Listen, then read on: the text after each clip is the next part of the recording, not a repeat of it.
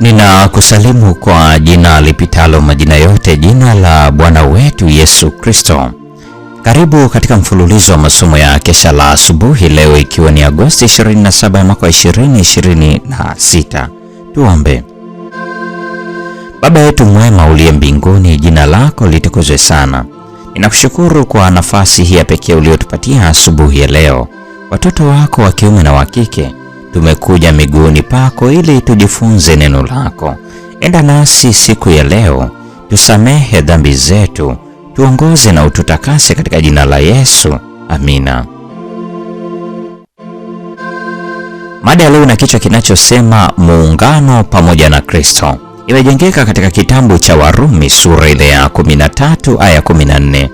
Neno la Mungu linasema, bali mvaeni Bwana Yesu Kristo, wala msiuangalie mwili, hata kuwasha tamaa zake.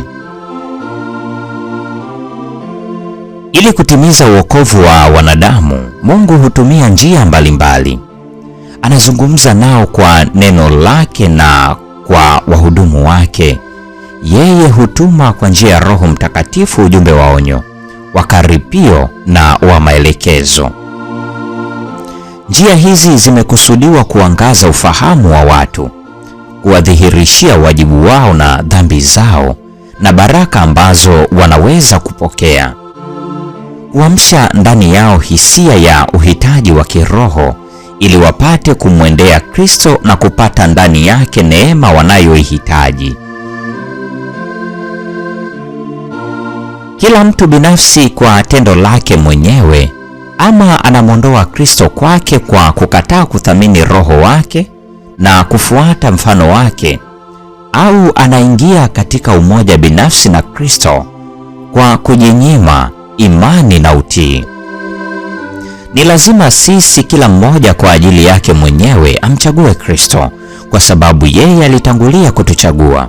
Muungano huu na Kristo unapaswa kutengenezwa na wale ambao kwa asili wana uadui naye. Ni uhusiano wa utegemezi kamili ambao moyo wenye kiburi unapaswa kuuingia.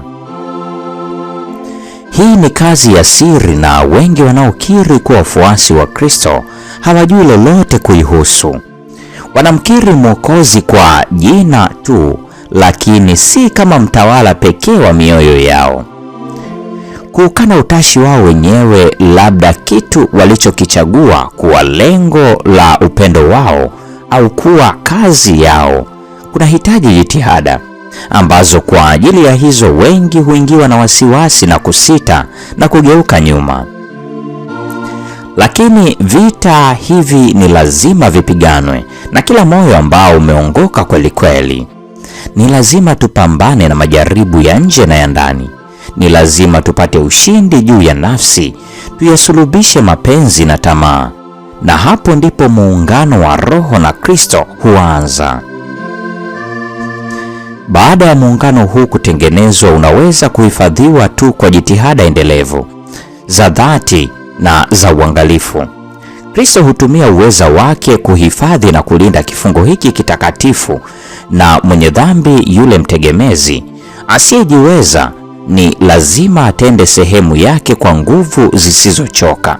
La sivyo, shetani kwa nguvu zake za kikatili na za hila atamtenganisha na Kristo. Kuzaliwa kwako, hadhi yako, utajiri wako, vipaji vyako, wema wako, uchaji wako, ukarimu wako havitatengeneza kifungo cha muungano kati ya roho yako na Kristo. Uhusiano wako na kanisa hautafaa chochote isipokuwa umemwamini Kristo. Haitoshi kuamini kuhusu yeye, ni lazima umwamini. Ni lazima uitegemee kabisa neema yake iokoayo. Leo ni Agosti 27, mada ikisema muungano pamoja na Kristo. Mungu atubariki sote na nikutakie tafakari njema sana.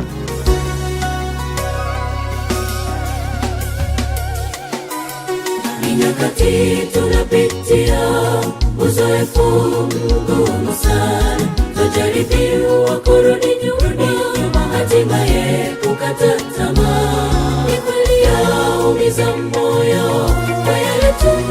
tunayopitia, japo sisi twaamini vyote vitakoma, vitakoma. Ni nyakati tunapitia uzoefu mgumu sana, twajaribiwa kurudi nyuma, hatimaye kukata tamaa. Ni kweli yaumiza moyo kwa yale tunayopitia, japo sisi twaamini vyote vitakoma, vitakoma. Ni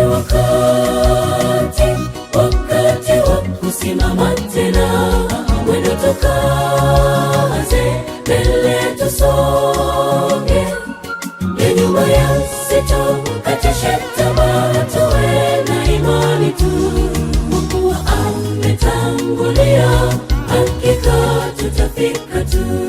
Ni wakati wa kusimama tena, mwendo tukaze, mbele tusonge, ya nyuma yasitukatishe tamaa, tuwe na imani tu, Mungu ametangulia, hakika tutafika tu.